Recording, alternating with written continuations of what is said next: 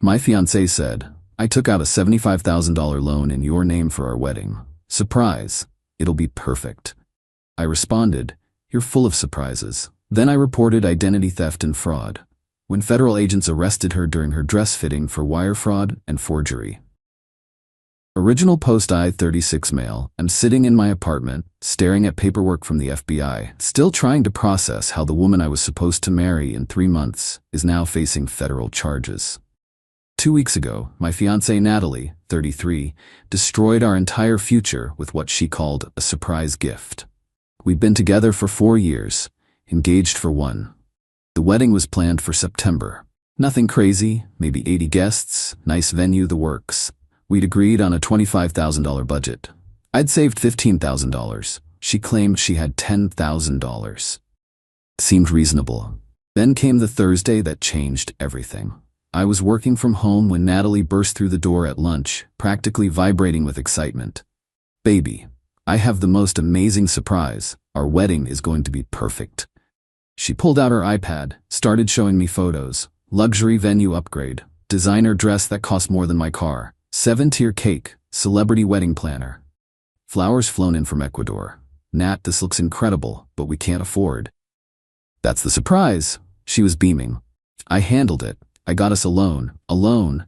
We agreed no debt for the wedding. But listen, it's in your name, so the interest rate was better. Your credit is amazing, mine's still recovering from student loans. It's practical." My blood went cold. "What do you mean it's in my name?" She pulled out a folder. Loan documents, $75,000. My name, my social security number, my forged signature. "I practiced your signature for weeks to get it perfect. Isn't that romantic?" I stared at her. This woman genuinely thought forging my signature on a $75,000 loan was romantic. "Natalie, you committed fraud." Her smile faltered. "It's not fraud. We're getting married. What's yours is mine. We're not married yet, and even if we were, forgery is still illegal." "You're overreacting. I did this for US." I stood up, walked to the bedroom, and locked the door. Called my brother, who's a cop. He told me exactly what I already knew. This was identity theft, wire fraud, forgery, federal crimes. While Natalie banged on the bedroom door crying about how I was ruining everything, I did 3 things. 1. Called the bank, reported the fraudulent loan, checked my credit report. She'd also opened 2 credit cards I didn't know about. 3. Called the FBI's fraud hotline. The agent I spoke to was very interested when I mentioned the amount and that it crossed state lines. The loan was from an online lender based in another state. Update 1. The next morning, while Natalie was at her yoga class, I went to the FBI field office with every document I could find. The loan papers, the credit card statements, screenshots of her texts admitting to it. She'd actually bragged to her bridesmaids group chat about her brilliant solution. Special Agent Rodriguez took one look at the forged signatures and whistled low. "Ma'am really thought this was okay? She thinks we're getting married, so it doesn't count." "That's not how the law works." They opened a federal investigation immediately. Wire fraud over $50 is a serious federal offense. The forged signatures were almost perfect. She'd clearly practiced extensively, which showed premeditation. When I got home, Natalie was waiting with her mother, Barbara, and sister Carly. "How dare you?" Barbara screamed. "Natalie told us what you did, calling the FBI on your own fiancé." "She committed fraud, Barbara.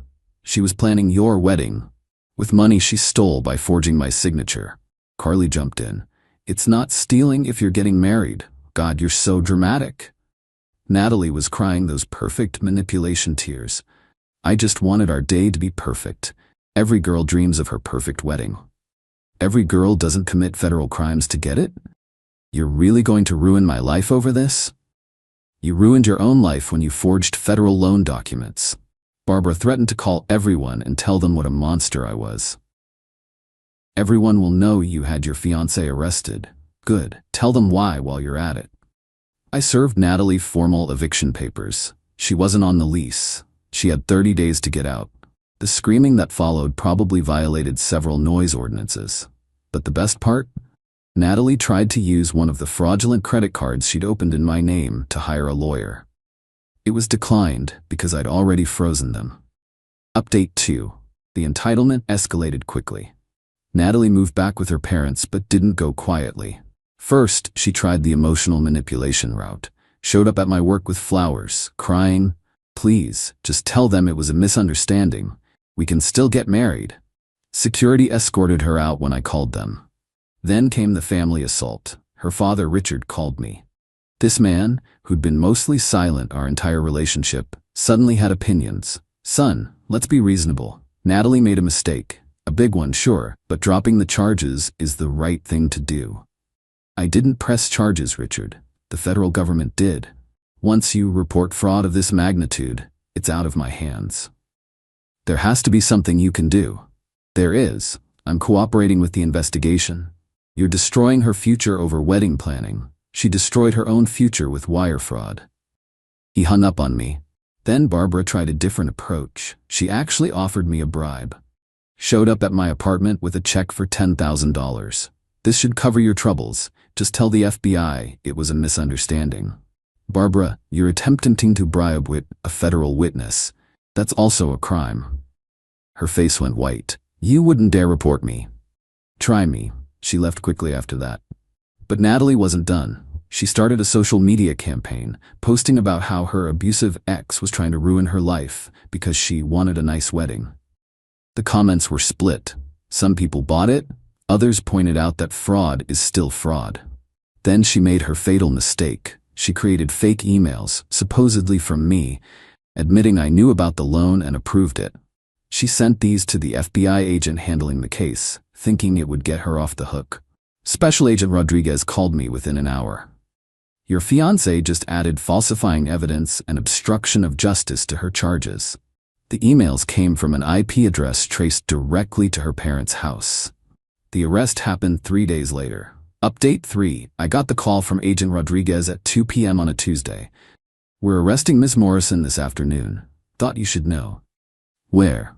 "Well, according to her social media, she has a wedding dress fitting at 3 p.m. at Bella's bridal." The irony was perfect. I didn't go watch, but I heard about it from everyone. Federal agents walked into Bella's bridal while Natalie was literally standing on the pedestal in a $12,000 dress, bought with one of the fraudulent credit cards. Her bridesmaids were there. Her mom, her sister, the works. According to witnesses, she tried to run in a wedding dress with a train. She made it about 10 feet before tripping on the tool. The arrest video went viral because one of her bridesmaids live-streamed it, thinking she was documenting the dress fitting. The comments were brutal. LMAO, she really thought forging signatures was okay. The way she fell in that dress. Imagine committing felonies for a wedding. Barbara tried to fight the agents and got herself arrested for obstruction. Carly filmed it all while screaming about injustice and true love. The local news picked it up. Bride to be arrested at dress fitting for $75,000 fraud scheme. That's when the other victims started coming forward. Update 4. Turns out, I wasn't Natalie's first victim. Once the arrest made news, 3 of her exes reached out to me. Tom dated her 2018-2019. She'd taken out credit cards in his name, racked up $20,000. He'd paid it off just to make her go away because she threatened to tell everyone I was abusive if I reported it. Miguel, 2016-2017. She'd forged his signature on apartment lease documents and skipped out, leaving him with months of unpaid rent. She said it was romantic that she wanted to live somewhere nice for us. Derek, 15. She'd actually sold his car while he was on a business trip and used the money for a shopping spree. Title fraud. He'd been too embarrassed to report it. We all met up at a bar, 4 guys whose lives had been turned upside down by the same woman. Derek brought receipts, literally. He'd kept everything, including text messages where Natalie admitted to selling his car but said he was materialistic for caring about a stupid vehicle more than their love. We created a shared document with all our evidence and sent it to the FBI. The investigation expanded. More federal charges were added. The prosecutor called it a pattern of fraudulent behavior spanning nearly a decade. Barbara, out on bail from her obstruction charge, called me crying. "You've destroyed our family. Natalie's looking at years in prison." Natalie destroyed herself, Barbara. I just stopped being victim number 5. She only wanted nice things. Is that a crime? The fraud part is, yeah. You could have just paid for the wedding. With what? The money she stole from me? You're supposed to provide for your wife. She's not my wife, thank God. The engagement ring? Natalie refused to return it, claimed it was a gift. I had to take her to small claims court to get it back. She showed up in a white dress to small claims court and told the judge that keeping the ring was compensation for emotional distress. The judge, an older woman who'd clearly seen everything, looked at her over her glasses. Ma'am, you're facing federal fraud charges. The ring goes back to him. Natalie screamed that the system was rigged against women who just wanted love. Update 5. The federal trial was set for 6 months out, but the drama didn't stop. Natalie, out on bail with an ankle monitor, decided her best defense was to prove we were spiritually married and therefore the fraud wasn't real. She hired a spiritual advisor, found on Craigslist, who declared that our souls were bonded in the celestial realm, and thus the loan was technically in both our names. She tried to submit this as evidence. Her public defender looked like he wanted to disappear into the floor. Then came what I now call the coffee shop incident. I was grabbing coffee when Natalie walked in with Carly. She saw me and immediately started crying loudly, dropping to her knees. Why won't you forgive me? I love you. Everyone stared. I tried to leave. She grabbed my leg. Please, tell them it was all a misunderstanding. We can still get married. Natalie, you're violating your bail conditions by contacting me. Love doesn't follow bail conditions. The barista called the cops. Natalie was arrested. Again, her bail was revoked. She spent the next 3 months in federal detention. Barbara sent me an invoice for $50,000 for destroying her daughter's life and causing emotional distress to the family. I forwarded it to the prosecutor, who added it to evidence of the family's pattern of extortive behavior. Richard tried one last time to man-to-man me. Showed up at my gym. She's facing 10 years minimum. You can stop this. No, I can't. She committed multiple federal crimes. She's just a girl who wanted a nice wedding. She's a 33-year-old woman who committed wire fraud. No man will ever love you for doing this to her. I'm okay with men who think fraud is acceptable not loving me, Richard. He actually tried to punch me. In a gym, surrounded by cameras and witnesses, added assault charges to the family collection. Final update. The trial lasted 3 days. The evidence was overwhelming. The forged loan documents, the fraudulent credit cards, the fake emails she created, text messages admitting to everything, the testimony from her previous victims, the spiritual marriage defense. The judge actually laughed. Natalie took the stand against her lawyer's advice. It was something. I did it all for love. How is love a crime? The prosecutor, love isn't a crime. Wire fraud is. He was gonna marry me. That makes it okay. No, it doesn't. This is discrimination against women. How? A man would never be prosecuted for wanting to provide for his family. A man who committed wire fraud would absolutely be prosecuted. She then claimed I had emotionally manipulated her into committing fraud by not being romantic enough, and that the loans were compensation for emotional labor. The jury deliberated for 2 hours. Guilty on all counts: wire fraud, identity theft, forgery, falsifying evidence, obstruction of justice. Sentencing was brutal. The judge, a no-nonsense woman in her 60s, destroyed Natalie. Ms. Morrison, you've shown zero remorse, zero accountability, and zero understanding of your crimes. You've attempted to manipulate this court with elaborate fantasies about spiritual marriage and cosmic bonds. You've portrayed yourself as a victim while destroying multiple people's financial lives. You are not a romantic heroine. You are a serial fraudster. 8 years federal prison, 3 years supervised release, full restitution to all victims. Barbara screamed. Carly fainted or pretended to. Richard had to be restrained by bailiffs. Natalie turned to me as they led her away. I'll wait for you. Our love is eternal. Please get help, Natalie. You're my soulmate. The bailiff dragged her out while she screamed about true love conquering all.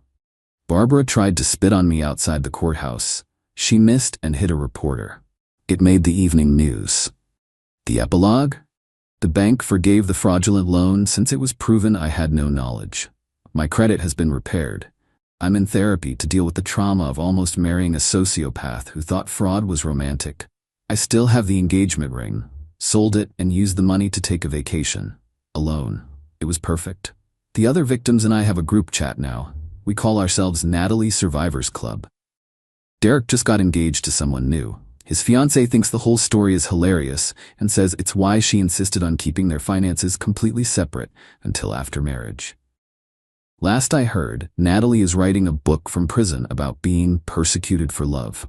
Her working title is Fraud and Prejudice, a Modern Love Story. The publisher passed. Barbara and Richard had to sell their house to pay for lawyers and the various lawsuits. They blame me, not their daughter, who committed multiple felonies. Carly started a blog about injustice in the justice system.